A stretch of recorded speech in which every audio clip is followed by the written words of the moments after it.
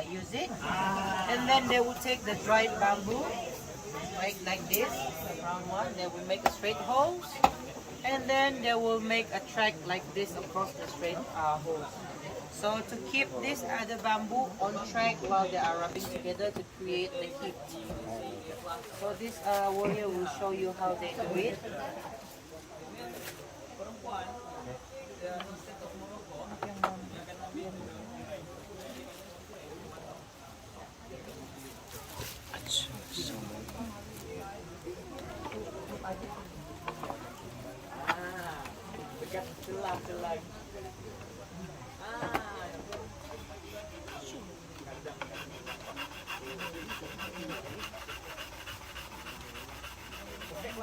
Smoke! Smoke!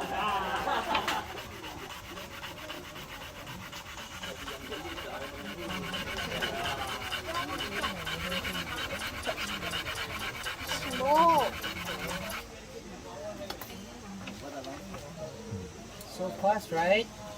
With the right material, you will have no problem to start a fire. Watch.